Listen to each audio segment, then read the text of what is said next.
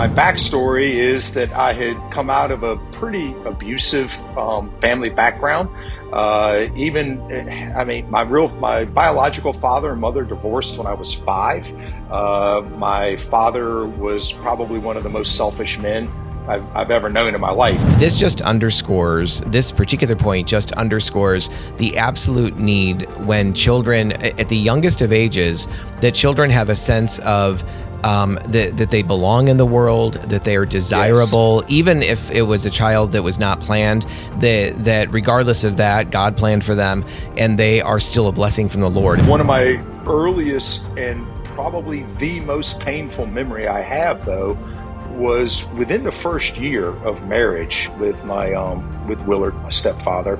My brother and I got caught playing with matches, and our punishment was that he took us into the bathroom and sat us on the toilet, and he burned the bottom of our toes until they blistered, all 10 of them. It wasn't just one toe. How important it is for dads and moms to really shepherd the hearts of their children. And I was raised in the church, by the way. I didn't tell anybody that, but I was raised in evangelical church. We went to church every Sunday. I didn't see much church at home, but I saw it every Sunday. He can bring healing and release from some of those places that have bound us for months, years, or even decades.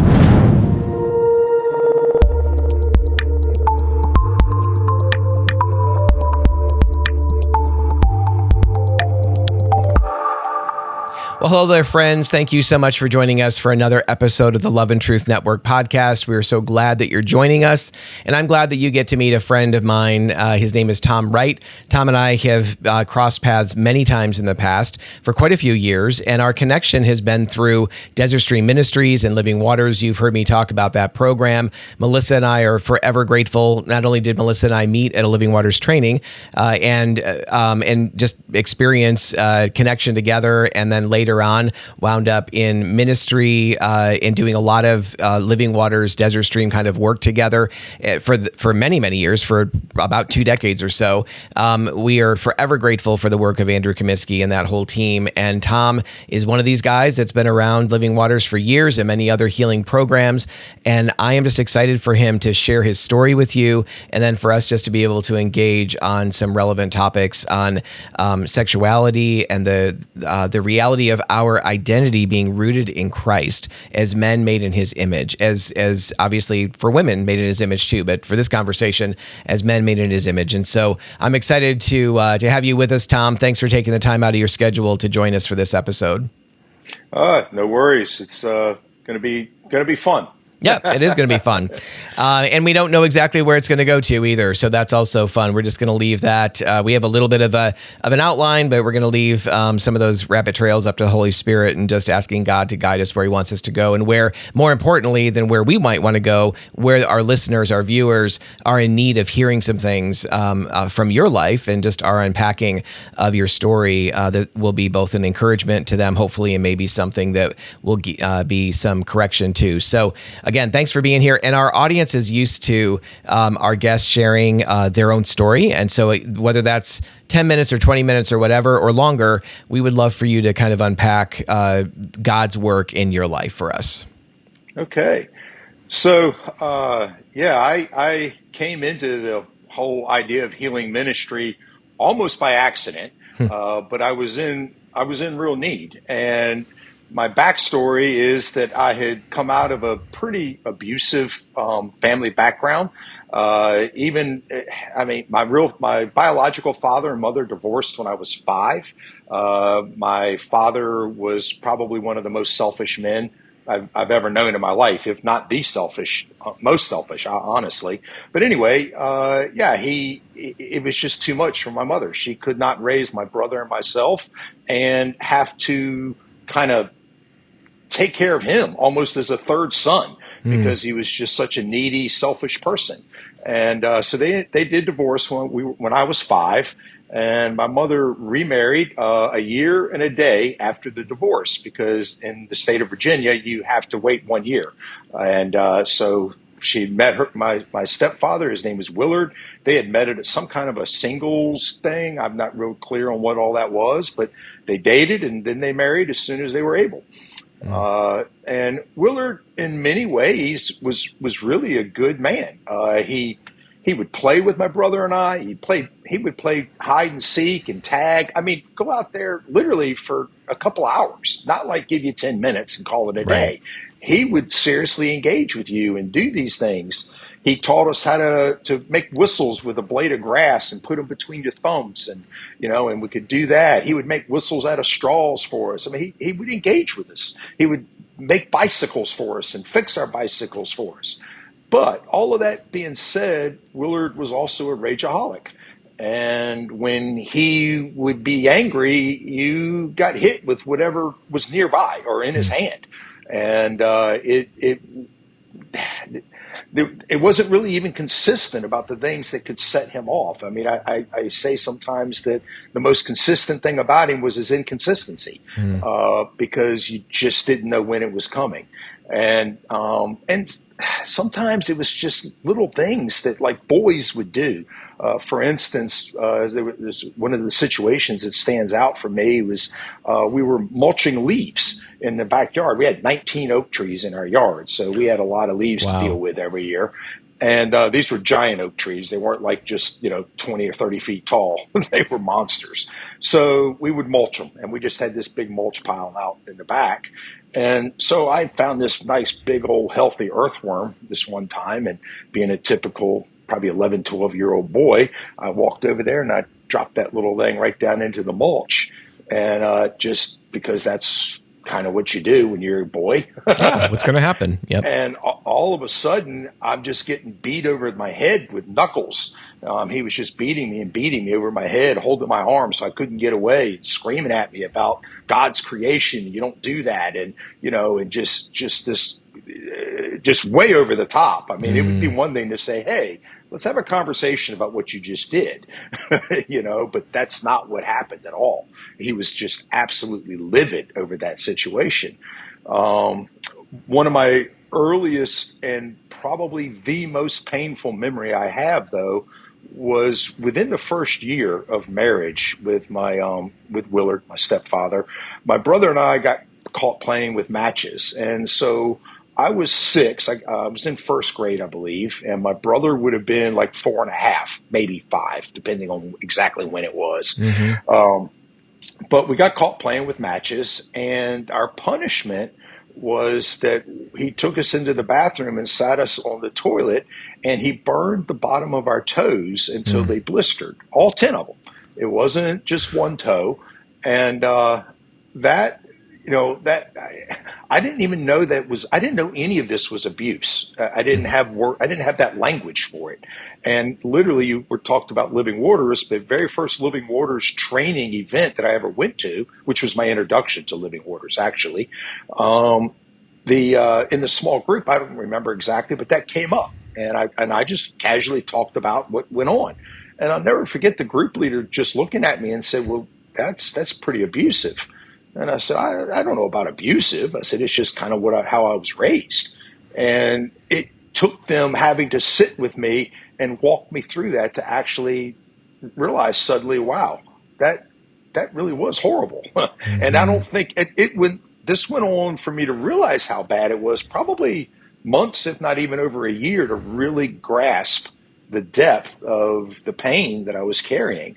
And these are just 2 instances of things that happened almost every week.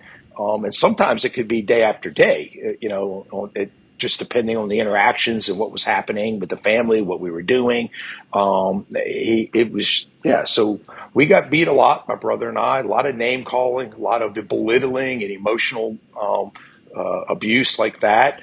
And so that was a big deal. And then shortly after my mom and my stepdad Willard got married, we were living in an apartment, and we had a babysitter upstairs. It was 12 or 13, and so I'm 6, and she would babysit us. Well, I don't have a whole lot of memory of it, but I do know that she did sexually abuse me. I'm not even sure how many times. I'm pretty sure it was more than once. And I do remember as well that I wasn't repulsed by it. I actually was so happy for the attention, for for just somebody giving me this, and it was in a positive way. I mean, Yeah. my dad was out of my life in the divorce. My mom was now, investing in her new marriage, and life was just not that much fun a lot of days for me. And we had gone from being in a nice house to living in this little apartment, and there were just a lot of things going on. So this girl, I can remember sitting at the front window to our apartment. She lived upstairs from us, and I would look for her to come walking up the sidewalk. I would sit and wait for her. I can remember going up and knocking on her door to see if she was home, if she would come out, if I could play with her, do something. And Mm-hmm. so this was really a draw for me that drew me in. And of course, anybody who knows anything about sexual abuse, it awakened things in me that I was not emotionally prepared to deal with. This particular point just underscores the absolute need when children, at the youngest of ages, that children have a sense of that they belong in the world, that they are desirable, yes. Even if it was a child that was not planned, that regardless of that, God planned for them, and they are still a blessing from the Lord. And so how can we help children become really grounded and solid in this sense of belonging, this sense of being delighted in, the sense of being wanted, that their needs are being taken care of, and when they cry, that there's a response to that, and ideally a positive response, not a negative or angry response, but also that then as we get a little bit older, even in before, like you said, in the pre-verbal stage, but certainly after that, when we are finding our words and putting words together, good grief, adults can't tell you how they feel half the time, other than I'm angry, I'm pissed off, or I'm sad maybe. But there's a whole range of emotion that we feel, and yet we are so disconnected as adults. We've learned to be disconnected as kids from how we feel, so that we grow up with this whole range of vocabulary, but we still have difficulty making those connections. How much more so for kids who are just kind of learning language. And here's the point, is how important it is for dads and moms to really shepherd the hearts of their children. People hear me talk about this all the time on the podcast, but if you had someone there who was drawing out like what was going on inside of you, how you were feeling, what you were processing, what you were experiencing, in terms of Willard, your stepfather, and the breakup of your parents when you were 5. I mean, all of that stuff. But so many times kids are just left to kind of deal with that themselves and just manage within the family structure in some fashion. But the shepherding is so key in those emotions, not going into our core, whether it's our gut and causing issues there, or it's the groin area, whatever, but rather that we as moms and dads and caregivers can help bring those painful feelings to the surface, to talk about them, to pray about them, to let them know that we love them, and there's no shame in some of the things that they're feeling or in the things they're feeling, and to really shepherd them and walk alongside of them. I just think that's such a critical thing that we so often miss. So yes. I just wanted to back up to that. The other thing I was wondering about in your story, before we get back to where you were, before I so really interrupted you, is where was your mom? What was going on with when Willard was being so abusive to you? Right. Was your mom working? Was she just not aware of it? What was kind of happening there? Yeah. So really a good point, and she was available. She was there. And my mother was at that point in time so broken herself. Yeah. And she just didn't know how to do and how to behave, her father was a military guy, and he was part of the nuclear program in the Navy, and he could literally leave on a morning to go to work and not come home for 3 months, and they would have no idea where he was. It isn't like today. It was so secret and so everything that he would just be gone. And suddenly he would show up again one day, and they would have no idea of when, where, nothing. And this is the way she grew up with this.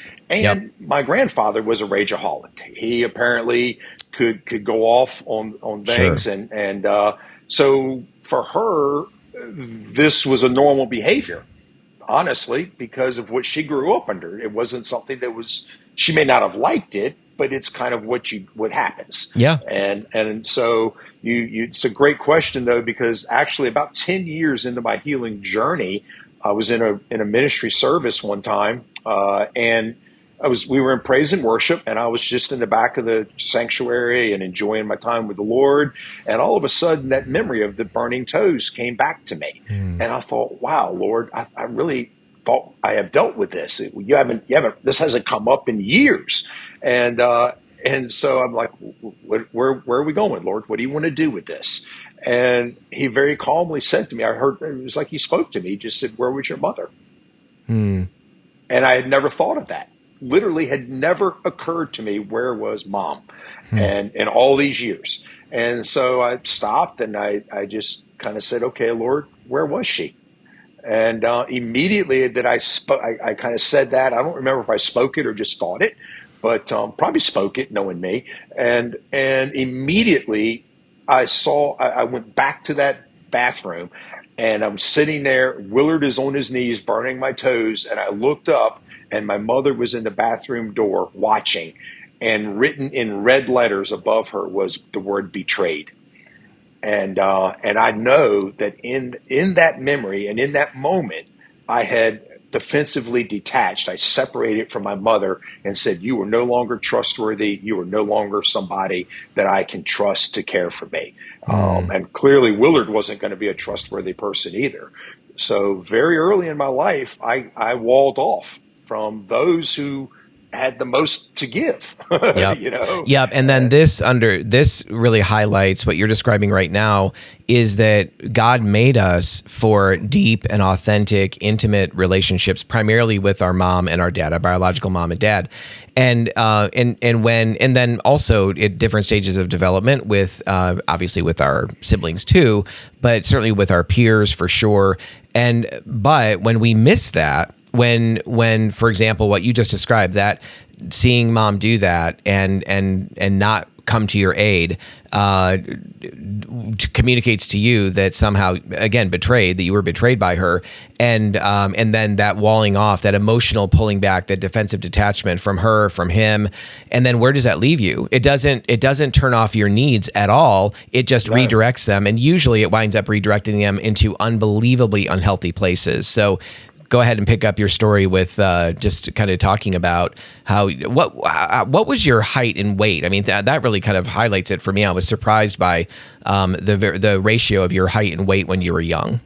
Yeah, well, literally, when I graduated high school, I joined the military right out of high school, and so this is the reason I know this. Remember, it's my military record. I was 5'10" and I weighed 138 pounds, Wow. and my build. They have one of the boxes was build, and it said small.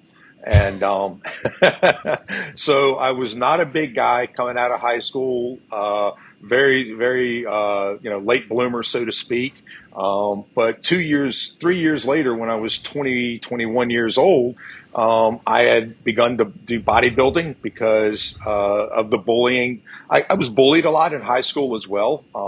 It wasn't uncommon for me to be thrown into the Pizza Hut dumpster or something, when we're all out, or thrown out into the middle of a mud puddle just for everybody's entertainment. Yeah. So I got bullied in high school. I'm bullied at home. I have nowhere to turn, and so you just kind of try to get through every day with what's coming today, what's going to be the event that I got to deal with. And I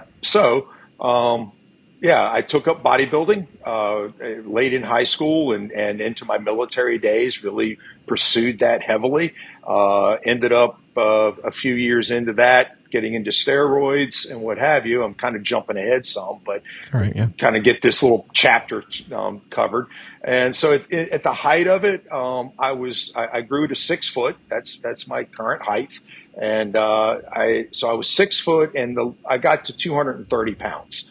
So I gained almost 100 pounds. That's crazy. Out of high school and put on 2 inches of height.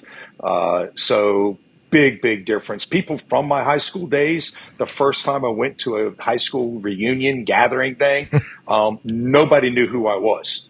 They literally had no idea. They were, who are you? What was your name? And when word got around, people just looked at it and said, "Oh my God, I would have no idea." Yeah. You don't look anything alike. And I'm like, well, no, you're right. So, Little different. yeah, a little different. 100 pounds does a lot to somebody. Yes. So there you go. That was me coming out and joining. But, out of high school into the military, now I'm away from home. I'm in a military environment. We're going out to the bars, and it was just drink and have sex, drink and pick up women. That was my goal. Yep. And How was your heart doing through all of this? I mean, obviously, childhood was rough, the bullying, all those stages, years of that I had too, and which is stinking miserable. But so now it's like you've kind of got the world by the tail in a sense, in a lot of ways, or seemingly so from many people's perspectives, as you're kind of packing on muscle and growing in esteem and holding your own and all that. But how's your heart doing in the midst of all this? my heart, I was full of rage and full of anger. And the steroids really made it bad because you're full of testosterone, and just basically there is no estrogen left. So I've said in the past, I really didn't have a compassionate cell left. And it was just about me. I was always on defense mode. Always, my idea was a good defense. The best defense is a good offense, and so I was always offensive in defending myself. And so, yeah, I had all this size, I had all this muscle mass, and but I was full of anger, and I was really a scared little boy on the inside.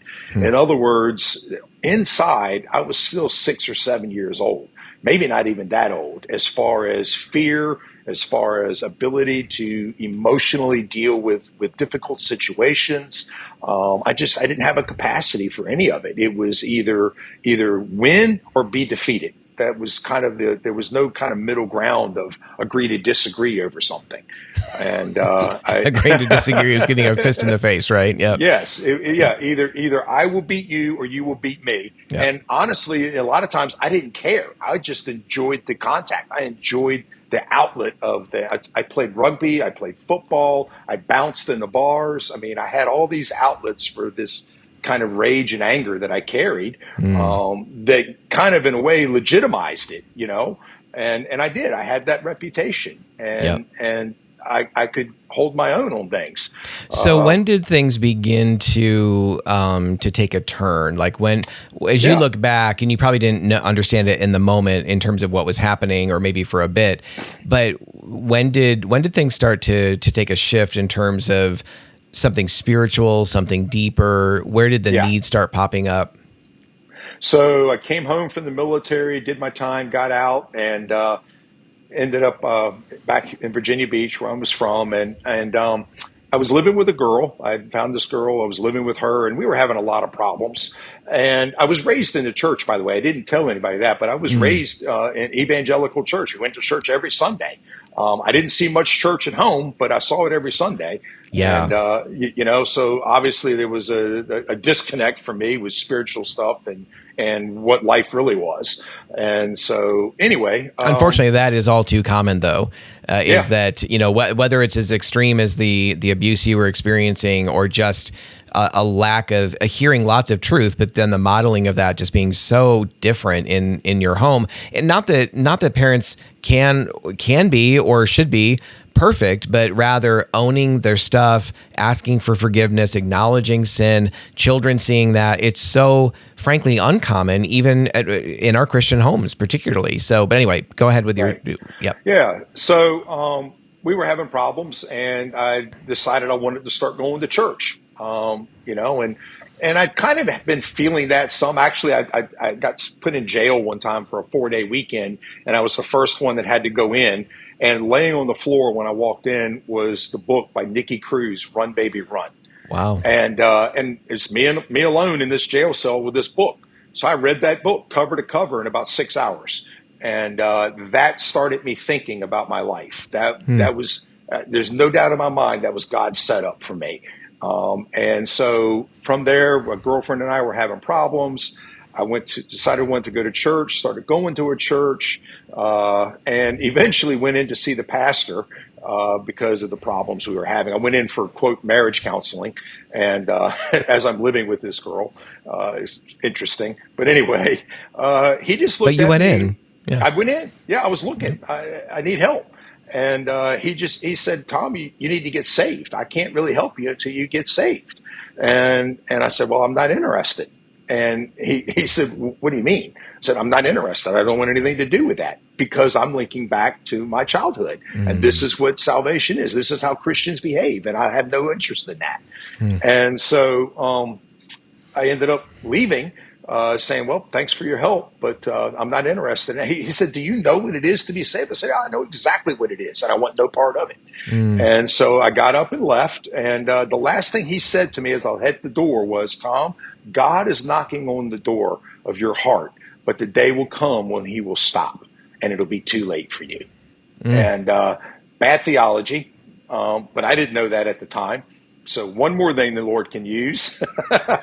Yes, right. So every Friday or Saturday night, my girlfriend and I broke up, and so Friday and Saturday night when I'm heading out, I literally would pray, Lord, just get me through tonight. You and I can talk tomorrow. And and I did that for months. And then I found another church very similar to the one I'd been at. I'd moved to California at this point, and I went, and like the third week I went to that church. I went forward for the salvation prayer at the end of the church service, and again, just such a mess that I was. It's funny and what have you, but I waited so long to go forward that when I'm up there with the pastor, they finish the last stanza and everybody's sitting down. And it's nobody but me and the pastor at the front of the church, Right. And I was like, oh no, I was way too narcissistic and so just too much for that. So I grabbed him by his tie and I pulled him over to the pew and sat us down to finish talking. Bless his heart. He didn't. That's probably the first and hopefully last time that happened to him, but yes.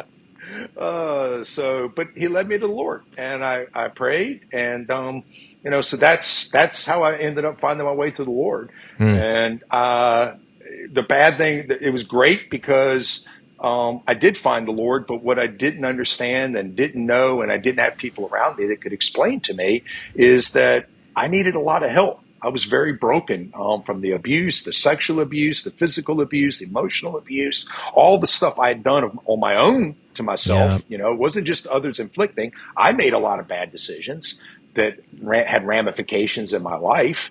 And so I was a mess. I was still, but 3 years later, I'd given up on God because I knew I wasn't supposed to be having sex, but I was. I knew drunkenness was not a good thing, but I would still get drunk on a regular basis, pretty much every weekend. And I went to church on Sundays and lived like hell the rest of the week. And just, that was it. And then I found a woman named Catherine Allen who told me about Living Waters and got me involved.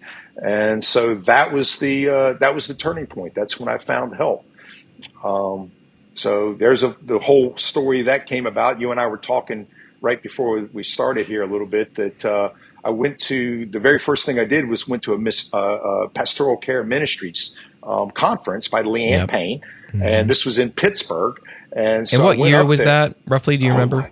It would have been roughly mid-90s? 93 probably. Okay. 93, 94 maybe, right in there. And so I went, and I didn't have any place to stay. I just jumped in a car with somebody and drove up there. And I went to the gentleman who was hosting it, which his name was Mike Lumberger, and went to see Mike. Yeah, I was just trying to think of his name a couple weeks ago, so glad you brought that up. Yep. Mike Lumberger. So anyway, I just went up and said, hey, this is who I am. This is what's going on. I need a place, man. You got any recommendations? And I had no money, no nothing. So he said, go stand over there. There was a whole group of guys, like 12 or 13 of them standing there. We go, stand with those guys. I got somebody coming. He lives a few blocks away. He's got a huge house, and he'll take all of you over there, and you can sleep wherever in his house. I was like, okay. So we get to this guy's house, and we're all sitting around. He had this huge dining room table that sat all of us. And so we're all sitting around the table. We ordered pizzas, and we're talking and what have you. And guys start sharing about masturbation and pornography and different things like that. But I don't know if I was tone deaf. I don't know if I just wasn't paying enough attention.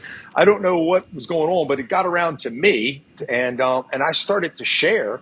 And I don't remember what I was saying, but it was just my story, and I was talking about it. And the guy to my immediate right, I'll never forget it. He looked over at me and he said, "Well, obviously, homosexuality is not your problem."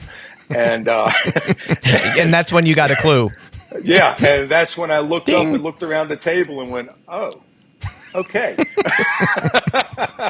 Oh, that's so funny. I told you that is one of my, I've heard you tell that story a couple of times, and it is one of my all-time favorites. Yeah. Yep. So I had no idea, but it was oddly, which is one of the things I love about you, right? So, yeah. Yeah, I mean, and I didn't care. I just looked around the room Right. and I was like, "Okay, well, I'm here for a conference. You're here for a conference. Let's go." It's no big deal." And so it was just funny because, the Lord, though, is so gracious. And again, I'm bodybuilding at this point in my life, and so I'm still, I had like a 50-inch chest and a 32-inch waist. I mean, it was, and so the Lord spoke to me when I got ready. We were all just flaking out on the floor, sleeping wherever in this guy's house, and the Lord just prompted me. He said, "Step around the corner when you get into your pajamas." Be gracious. Yeah. Yeah. And I didn't even connect why. It was just like, step around the corner. He didn't say why. And it wasn't until years later, I'm like, oh, this is why he would have me do that. Right. But anyway, so yeah, I ran up to the girl I got a ride up there with the next morning. I was like, "Hey, did you know that this conference has got a bunch of homosexuals here?" She goes, "Yeah, I came out of the gay lifestyle. I had no idea she had." I was just so obtuse to things. It's just funny. But none of that ever bothered me. Very early on, the thing that I loved about Living Waters is it didn't matter what your flavor of brokenness was in your life. We all came from a lot of the same situations and backgrounds. And it was just a different head tied to the same tail. And so I understood. That's another way of saying the phrase that's often used is same root, different fruit. Like you could have easily had gone, personality, temperament, potential experiences of it could have been a 15-year-old boy that lived above you instead of a girl, and he could have been abused. I mean, who knows the different scenarios that could have happened in your life? But recognizing, okay, same, or not identical, but similar situations of brokenness and abuse and of a variety of sorts. And here I've gone off in this direction, but it could have been this. And so wherever we are, this conference, Leanne Payne, Pastoral Care Ministries, Living Waters, Desert Stream, they're addressing human brokenness. They're addressing the fall. They're addressing the need for us not only to repent of our sin, which I grew up with and understood that in spades, but what I didn't understand until my mid-30s is that Jesus died for sin, that he died for the sins done against me and against you and against those listening and watching this. He died to bring healing to those places. And whether we are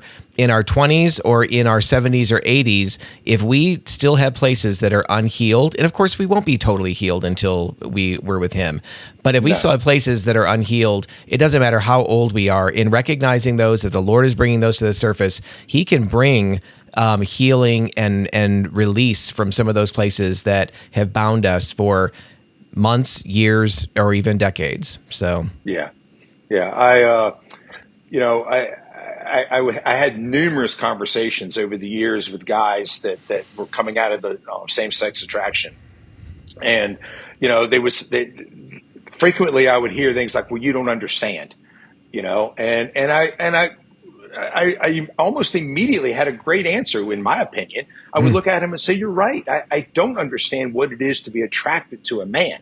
I said, "I don't, but I do understand what it is to feel lonely. I do know what it is to be afraid. I do know what it is to want to have sex of some kind with somebody. I do know." See, those are the things that were the same for all of us. Yep. And I said, "I don't need to know your flavor of how you do this for us to understand that we're all trying to get to the same place of wholeness where we can live a life of some some goodness and some holiness to it, and make a difference in the lives of others. Well, and you're bringing up a point, Tom, that brings two things to mind. One is that I think is so critical. One is today, and this has been true for a number of years now, that I hear people who come out of the community that I used to be a part of, out of the world that I used to be a part of, the LGBTQ world. It seems like that straight men, particularly straight white men, have been relegated to just, you have nothing to say to me. Like the issues you struggle with are nothing like what I struggle with. And what winds up happening is it's not that it's being said that, oh, we just struggle with maybe some different things, but it's rather, no, what you struggle with is really a lightweight issue. What I struggle with is the heavyweight stuff that you can't relate to. And so therefore shut your mouth. Don't talk to me about the Bible. Don't talk to me about my life.